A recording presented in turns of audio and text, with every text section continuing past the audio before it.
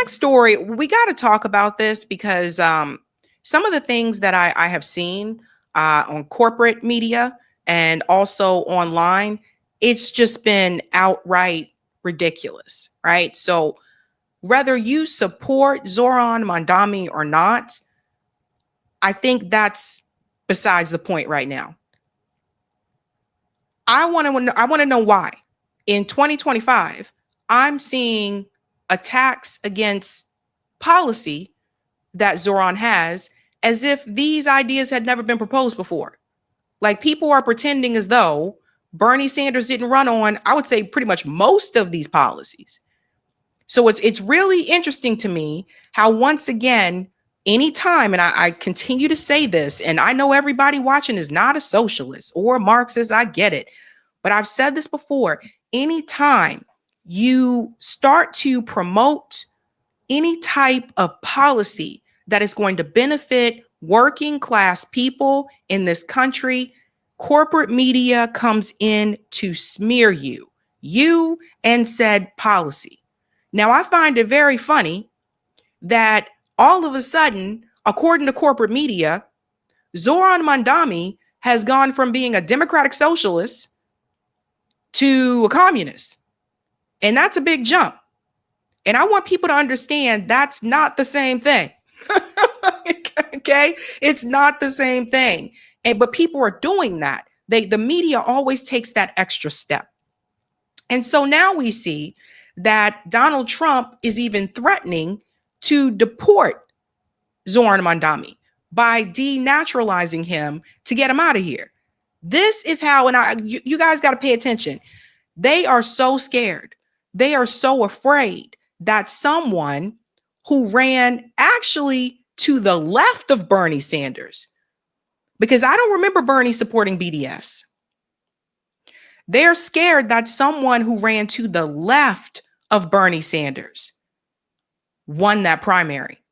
Now, the fight isn't over for him. He still has to go through the general election. But the point is, he wasn't even supposed to get that far. So they're freaking out.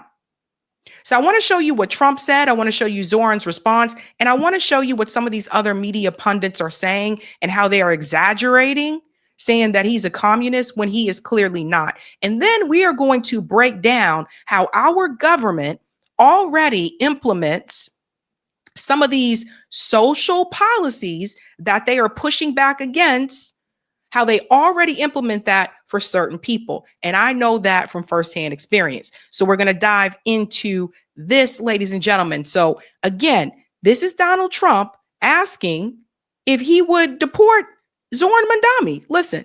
Your beloved New York City may well be led by a communist soon, Zoran Mandami, who in his nomination speech said he will defy ICE and will not allow ICE to arrest criminal aliens in New York City. Your message to communist Zoran Mandami? Well, then we'll have to arrest him. Look, we don't need a communist in this country, but if we have one, I'm going to be watching over him very carefully on behalf of the nation. We send him money. We send him all the things that he needs to run a government. And by the way, they get about 3 times what you get, Ron. If you look at your beloved New York. So you see this? So now all of a sudden, he's gone from a democratic socialist to a communist. And no, it is not the same thing. So I am here to push back on the rhetoric that you're hearing from corporate media. It's so funny to me. Like, you know, at one minute they talked about democratic socialism was really scary and dangerous. Now they just skip past that. And now everybody is just a communist. It's insane. Absolutely insane. So do you see that? They're scared. Don't forget, Donald Trump is a billionaire. The billionaire class, they are scared. They're afraid because once again, people are starting to realize, wait a minute, there's more of us than them. And we're tired of having our rent increased all the time, but our pay isn't increasing. I told you the story recently about those jobs. I told you guys, they're not telling you the truth about the jobs. Just like I told you they weren't telling you the truth about the jobs under the Biden administration. It wasn't even revealed until right before the 2024 presidential election. CNN finally had revealed to everybody after they booted Biden out of there that that job report was a lie. Of course it was. Everyday working class people know. People who are actually looking for a job, they can tell you whether or not the market is doing well. There are a number of people that I know of this year and last year that have been laid off and still have not been able to find a job. That's who you need to talk to. You need to talk to the people who are actually looking for a job, not people who already got jobs. You know what I mean? Especially people who got jobs that they know are protected. So Zoran did respond to Donald Trump. I think you guys need to hear this. Yesterday, Donald Trump said that I should be arrested. He said that I should be deported. He said that I should be denaturalized. And he said those things about me, someone who stands to be the first immigrant mayor of this city in generations, someone who would also be the first Muslim and the first South Asian mayor in this city's history. Less so because of who I am, because of where I come from, because of how I look or how I speak, and more so because he wants to distract from what I fight for. I fight for working people. I fight for the very people that have been priced out of this city, and I fight for the same people that he said he was fighting for. This is the same president who ran on a campaign of cheaper groceries, who ran on a campaign about easing a suffocating cost of living crisis. And ultimately, it is easier for him to fan the flames of division than to acknowledge the ways in which he has betrayed those working class Americans, not just in this city, but across this country, and the ways in which he continues to betray them. Because we know that he would rather speak about me than speak about the legislation that he is shepherding through Washington, D.C. Legislation that will quite literally take healthcare away from Americans, legislation that will steal food from the hungry, legislation that looks to build upon one of the largest transfers of wealth we've seen in recent history in his first administration and do it once again for the very Americans who already have enough.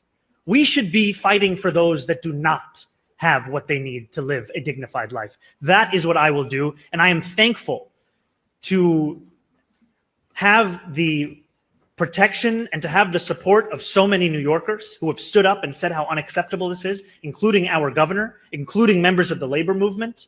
And ultimately, what I fear for is that if this is what Donald Trump and his administration feel comfortable about saying about the Democratic nominee for the mayor of New York City, imagine what they feel comfortable saying and doing about immigrants whose names they don't even know. So here's the thing. And as I've said before, it's one thing to run on those policies and then not implement them.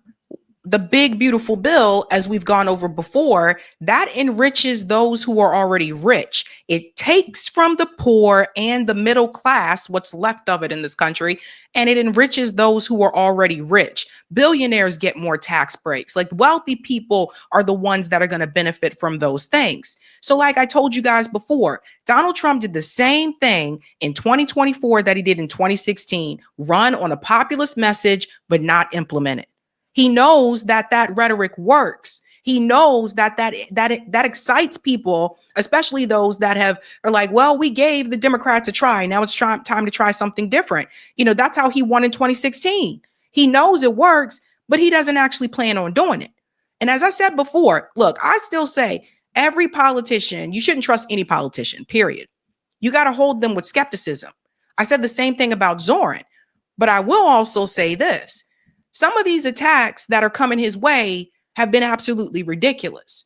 There are politicians, like including in his own party, like Kirsten Gillibrand, who went on this racist tirade against him. Now, she finally apologized, but I honestly think Kirsten Gillibrand needs to resign.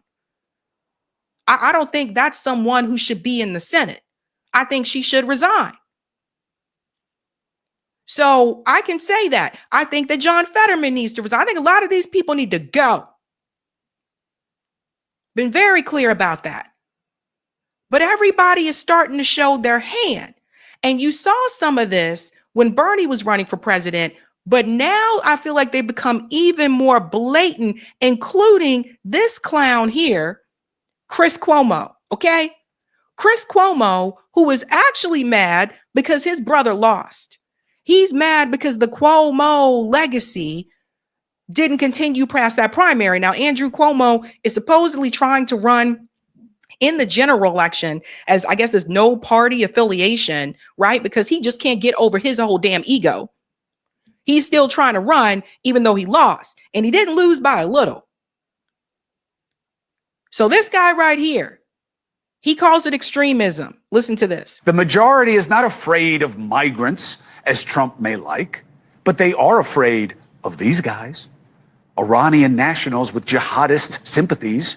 You let them in with a laxity that AOC and other radicals insisted on. And the far left is actively embracing people who are the enemy. Pro-Hamas, people who chant globalize the Intifada, the Palestinian uprising characterized by over 130 suicide bombings? Really? And I'm not picking on AOC. I respect her success in developing a following. I just think that she's killing her party. She is a deranged form of Democrat. Now, see, this comes about after, like I said, his brother lost the primary. And Chris Cuomo wants you to believe that AOC has more power than she does when she's not a part of Democrat leadership. That's Hakeem Jeffries and Chuck Schumer. He wants you to believe that the Democratic Party has actually gone the way of the progressives and the Democratic Socialists. Hell, if that was the case, Jamal Bowman and Cori Bush would still be there. If that was the case, AOC would have won that oversight committee chair seat. That's not the case. Remember, they didn't even want to force the vote for Medicare for All against Nancy Pelosi's vote for Speaker. They didn't even want to do that. They have gone along with Democrat leadership. So be very careful here, right? Even people like Chris Cuomo, he's with News Nation now. You know, when he got fired from CNN, number one, even when he was at CNN, don't forget, he tried to cheat for his brother. He tried to cheat for his brother. As a journalist, as a so-called journalist, he tried to cheat for his brother, his corrupt brother. And he also apparently, according to the women that he worked with, couldn't keep his damn hands to himself, just like his brother. But somehow he just magically shows up out of nowhere and gets a job just like that with News Nation. And News Nation, I guess they pretend to be somewhat independent. They're not independent. They're owned by the same company that owns The Hill Rising. They're corporate media as well. But he goes on to News Nation and he says, I'm giving an independent take. Your take is still very much establishment and status quo. Be very careful about these networks that pretend to look like they're independent, but are actually corporate and they still support the establishment. And I'm pointing her out because she's at the top of the food chain. A recent CNN poll found she's the top Democratic leader who best reflects the core values of the Democratic Party. And this is by Democratic voters. She ranked higher than Harris, Jeffries, Newsom, even Obama. Are you kidding me? But if you look at the percentages, it's not as high as he's trying to make it seem. She got 10%. He's over here talking like she got 50 or 60%. When you look at these percentages, none of these people are doing well. I'm sorry, but this actually isn't good for any of them. Any of them. And instead of addressing the needs of working class people, Chris Cuomo was taking this opportunity to smear people that support policies that would help working class people. I don't ever see Chris Cuomo take his microphone and smear the establishment or smear the status quo or the military industrial complex. He smears things that will benefit working people because he's not one of them. He's not one of you. Chris Cuomo is worth millions of dollars. He comes from a political family. His father, Mario Cuomo, was also a politician. His brother, Andrew Cuomo, corrupt as hell, was governor of New York, and he killed all those people in the nursing home. And now here he is again on another platform, still running cover for his brother. He's corrupt.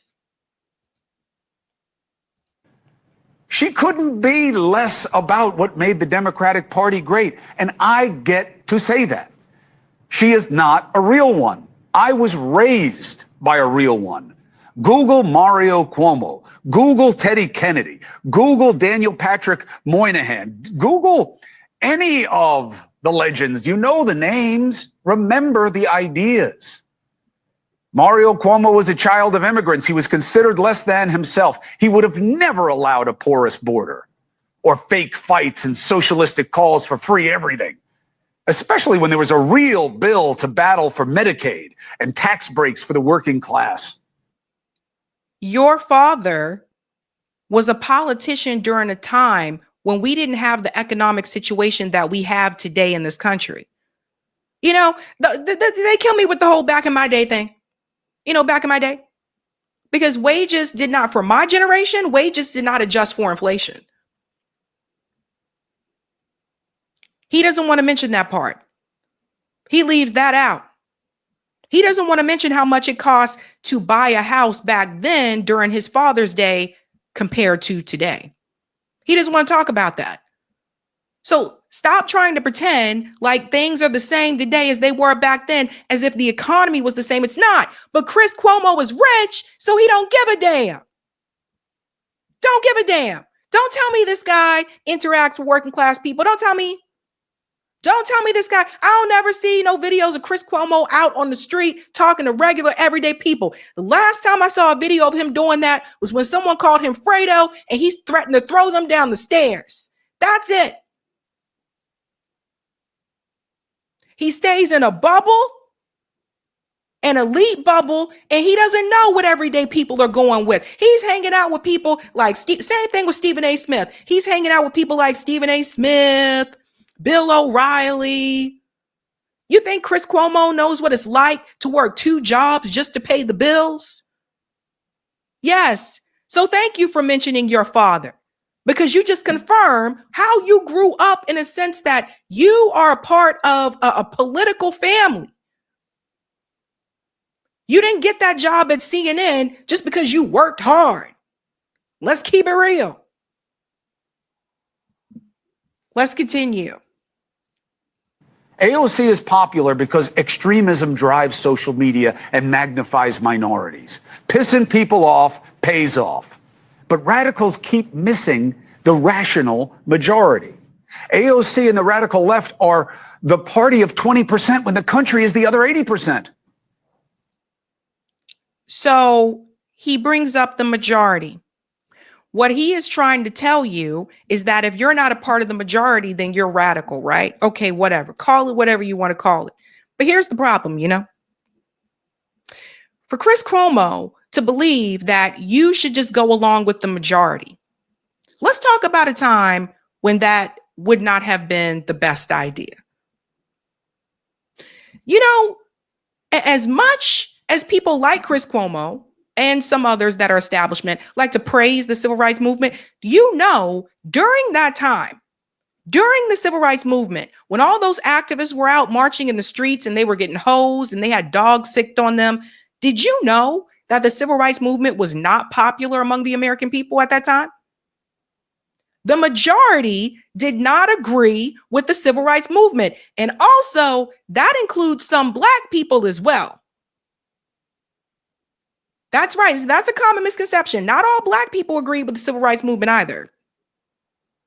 So to Chris Cuomo's point, if you're supposed to always go along with the majority, what about when the majority is wrong?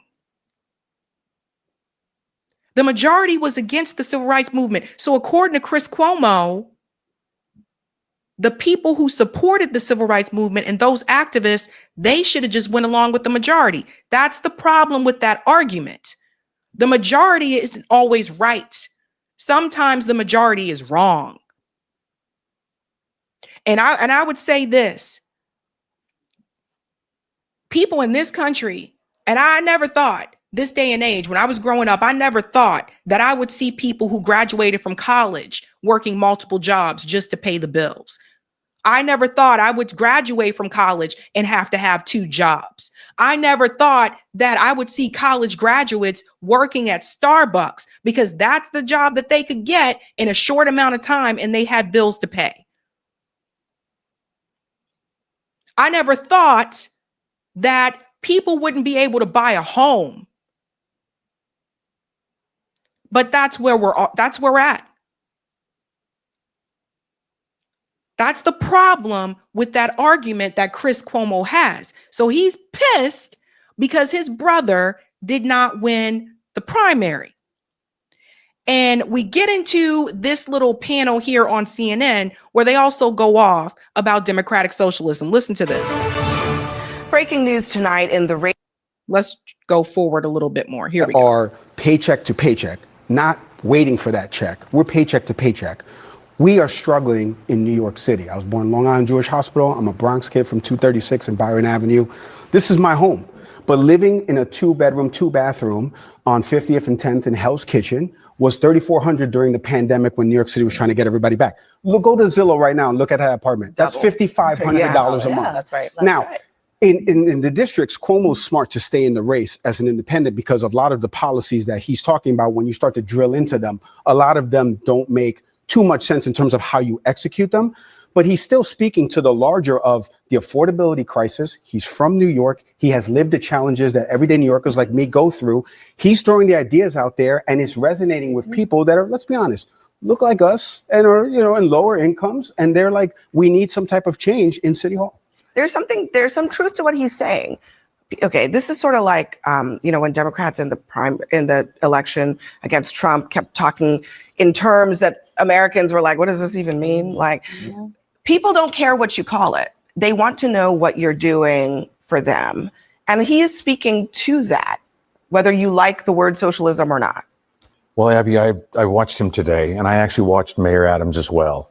And to watch Mayor Adams, I can see where the campaign's going. He made it very clear. It's about safety. It's about blue collar versus a young man with dreams. And that's what he and we'll play it when you're done. He laid that out. But let me tell you something. Watching Mandami today, don't underestimate this guy. And I think having Cuomo get in the race helps Mandami, to be very sincere with you. Because at the end of the day, Mandami, he's authentic. He's a believer. Yeah. They asked him on capitalism. He was straight up. That's right. So be careful with that. That's why I always said Bernie Sanders would have been stronger in an election because he's a believer. But the only and issue, authenticity goes a long way in American politics today. The only issue, and I was talking to somebody just before this that works in investment banking, and he was like, Wall Street's probably not going to vote for this guy. Like, let's be honest. Because when you start to drill into certain things, like the grocery store plan, right? Like, how is that going to impact capitalism and small groceries? Like, if I own a bodega and the amount of rent that I'm paying to have that bodega, and I do price markups based on what I'm buying and what I sell in the store, that's capitalism. Like, yes, it's wrong to do that and mark it up 20x. But you might not have to if you're just as those apartments were going up. I used to live in New York. I used to live in Bed-Stuy. I used to teach at Boys and Girls High School.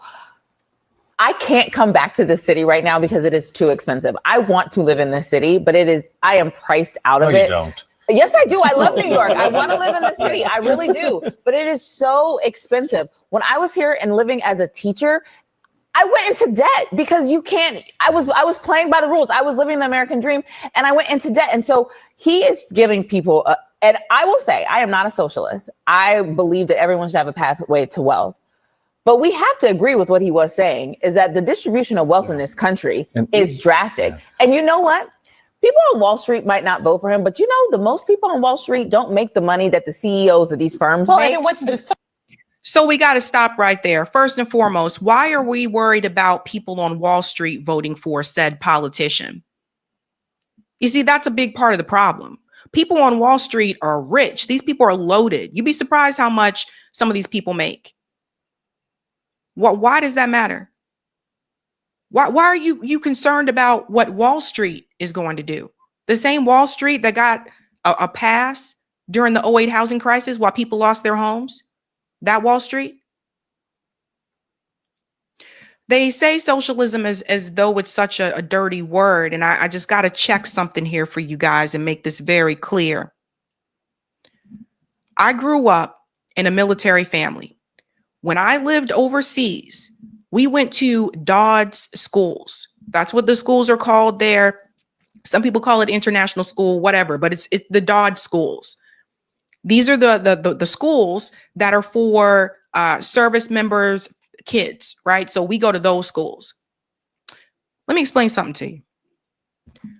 When I played basketball, when I played softball, when I was a cheerleader, we ain't got to go through everything, but I did a lot of stuff. When I was in the band, I didn't pay a dime. You know why I didn't pay anything? Because the US government pays for it. A lot of people don't know this. And so I'm telling you this, and make sure you pass this on to your friends and your fam.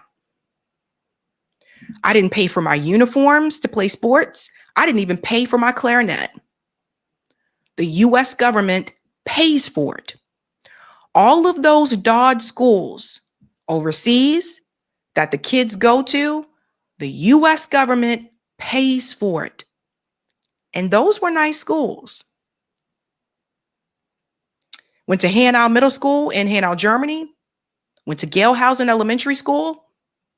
The schools were nice. The class sizes are smaller. So the student to teacher ratio is smaller, which means it's better for the student and it's better for the teacher. When we went on field trips, didn't have to pay for it. Everybody get where I'm going here. The point that I have is this. If the federal government can pay for the DOD schools, why can't the federal government pay for the public schools in the United States that are not a part of the DOD school? Why are kids in these public schools having to pay for everything nickel and dime? By the way, I also didn't have to pay for school supplies. When we came back to the States, all of a sudden, everything cost. The moment I was out of DOD schools and I went to regular K through 12 in the US, we had to pay for every single thing. I had to pay to be in the debate team. I remember going to a lawyer's office and asking him if he could sponsor me because I could, we ain't have $100 and $300 and $400 here for all these tournaments. He sponsored me, wrote me a big ass check. I took it back to my debate coach. She deposited, and that's how I was able to go to those debate tournaments. See, people don't know a lot of these things. People don't know some of the things that I did so that I could try to get away. Because like I said, overseas in the DOD schools, these things didn't cost money. We already implement those things. Let me explain something else. Another thing that we do. Okay. See, they don't want you to know this. Talk to people who were military kids and those of us that went overseas. We'll tell you. The US government don't want you to know that. Point is, they already doing this, guys. So the same way they get up there and point their finger at Zorn and call him a communist and a socialist and these policies are radical and crazy, the government has already been doing it. They just ain't been doing it for you. And the thing is, you shouldn't have to be a part of the military industrial complex to get those opportunities. And we had everything at DOD schools. You wanted to learn multiple languages? No problem. Some of our teachers were American. Some of our teachers were European. We had German teachers. We had teachers from Japan. We had teachers from all over the world because they were paid more if they taught in the DOD schools. See, a lot of people don't know this. If you wanted to do it, you could do it. They had everything. Let me tell you another thing. These radical policies that they talk about, universal health care, free public college. You know who else has these programs? You know, Bernie talks about the European countries that have them, but you know who else has these programs? Israel. So if the US government feels that these policies are so radical or extreme, then how come they never call it out when their allies also have these policies? I don't hear any of these politicians complaining about Israel having universal health care. And why are they sending them $3.8 billion a year when everybody there got health care? You see what I'm saying? So throw this back in their face when they complain to you when you say we should all have health care. I don't hear any of these politicians telling Netanyahu or any of the Likud party members that you guys are too radical to have free college for everyone in Israel. No, it's only when it's about us. Most of the NATO countries have these policies. They've been playing you over and over and over. Let me tell you something else. Those who are also in the military, they have a healthcare insurance called TRICARE. TRICARE pays for almost every damn thing. If you have to I remember getting prescriptions when we were under TRICARE. Especially if you got it on base, if you got your prescription on base, I remember paying like $2, $3, maybe. TRICARE is actually even better than Medicare for all. They don't talk about that. More people that have been in the military and those of us that have been Army kids, we need to talk about this more, about all the things they give you. Let me tell you something else, since they want to bring up freebies. Okay? Did you know that if you are a soldier, active duty, did you know that they can go to a car dealership and get a car, put $0 down with no credit? Can you do that? Did you know that they get, you want to talk about home ownership? Did you know that they get a VA loan where they have to put $0 down? But you sitting at home trying to come up with 20% for a down payment, or 3.5% if you do the first time home buyer program. The government been doing this. They just ain't been doing it for you. There are a number of things that soldiers, military members, and their family members get for free from the government. And all those politicians that stand up there and say, that's radical, that's socialism, that's crazy, that's wild, they're the same ones that say, support our troops, God bless America. They've been giving those things to military families for decades. Another one. They don't want to give out freebies. We don't do that. No freebies. Work for what you want. Military paying off student loans. This is how some of my friends ended up joining the military after undergrad, because the military will pay off your student loans by a certain amount now, but they'll pay it off for you. You serve for them a couple of years, they'll pay off your student loans. How many of you know that? You get the best health care, you get the best dental, great Dodd schools. They've been doing it. That's how you know that it's fake. That's how you know this is all a fraud.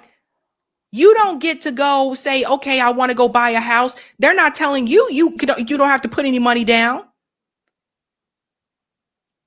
But they're doing it for the military. So that's how you push back on that talking point, ladies and gentlemen. That's how you push back on it. And again, a lot of people just don't know. Socialists voting for him. That's in the right. Primary. It was a lot larger than that. People that are feeling your pain, and his message resonates, which I think sends a message to the Democratic Party that cost is still the number one issue. And whether you're running as a socialist or whatever, that is the issue. Let me give you a taste of what's been going on with New York's wealthy folks. Here's Brian Serhant, who's a luxury real estate broker. You might remember him from $1 Million Listing. He says, my number one job will be moving people from New York to Florida again. Based on the results, clients are going to hold off on making any kind of investments in New York City. You have others like billionaire hedge fund manager and MAGA folk, Bill Ackman, saying socialism has no place in the economic capital. The ability of New York City to offer services to the poor and needy, let alone the average New Yorker, is entirely dependent on New York. So listen to this. This is coming from Bill Ackman, billionaire, right?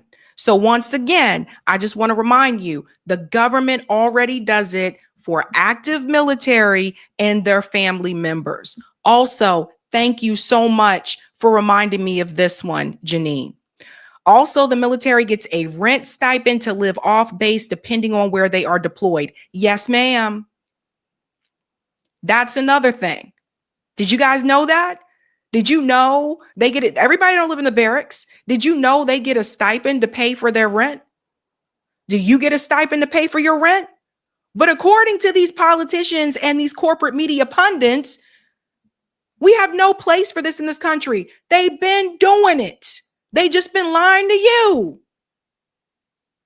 We'll let her finish with this one here. New York City being a business-friendly environment and a place where wealthy residents are willing to spend 183 days and assume the associated tax burden.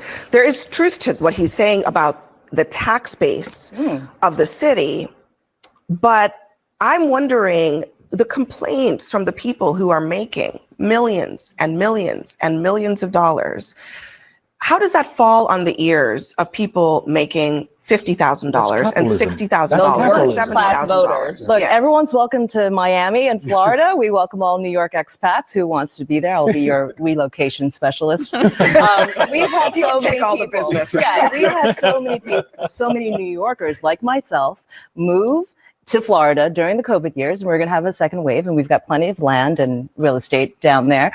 You're going to see an exodus if Zoran gets in, and we're already being promised that, not just because of high cost of living, but because of the Jewish base here. They're scared, and I'm hearing from various people here in New York, and they're concerned about their safety living here with them. So, guys. This is all a game. This is all theater. I want you to ask yourself this question again about challenging power, right? You see, Andrew Cuomo doesn't want to challenge power. Yeah, they'll all talk, rhetoric against Donald Trump, but you got power in the Democratic Party too. He doesn't want to challenge it. Ask yourself this question. Are they trying to challenge corporations? Corporate interests? Billionaires? No. That's how you know they're not trying to do anything for you. That's how you know. When you ask these questions to people and you're like, well, let's just see what they do. We don't know how they're going to be. No, you do know how they are going to be. This is the big one. If you don't see them challenging power, they are not going to be for you. They're not going to be for the working class. Now, the problem that Zoran runs into is that he's in the Democratic Party. The Democratic Party also is not challenging power. And this is why I bring this up. You guys have got to understand they've been having socialism in the military. They've had it for years. And a part of socialism is workers owning the means of production. And there's nothing wrong with that. It's actually kind of crazy if you sit back and you think about it. Why am I working for said company and I did all this work for them all these years, but I don't even own it? Did you know when I worked at MIT, you had to sign a licensing agreement that basically said that anything that you created while you were working there belongs to MIT. It is their property. The fuck? You don't own it. And as much as people continue to push unions, I think unions are the first step, but it's not the final step. The reason why it's not the final step is because, once again, you do not have ownership. These union managers have been known to turn against the rank and file members multiple times. We had the railroad workers on this show. We had them on the show. The union management turned against them. This is not uncommon. That's why the next step needs to be worker cooperatives, where you have ownership. So instead of you working for Uber or Lyft, you would have a ride service that you and your homies created, and all of you would own a piece of that company. So even if you left one day, you still get a profit. And anyone who's knows socialism and studies socialism, worker cooperatives should be the end game, not unionization. So people are angry because they're tired of high rents. They're tired of low pay. And all this money goes out the door to Israel and everybody damn else and the billionaires, but not to the people who are the workers and are working class. And that didn't start under Donald Trump. That has been a problem for years. Occupy. Don't forget that happened under Barack Obama. We've been dealing with this issue. Now, the problem again that I think that Zoran's going to run into is challenging Democrat leadership. It's not going to be necessarily Donald Trump. That's a given. That's a given. But it's the Democrat leadership. It's people like Hakeem Jeffries who will not endorse him and says, I don't really know who he is. Our districts don't overlap, but he just won Hakeem's district.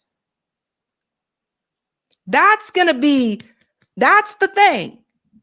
Because if you can't challenge power, you don't need to be there. And we've seen this happen with AOC. We've seen it happen with Bernie. We've seen it happen with, when it came time for them to really challenge power, they wouldn't do it. They wouldn't do it. We watched them capitulate. So that's how you know.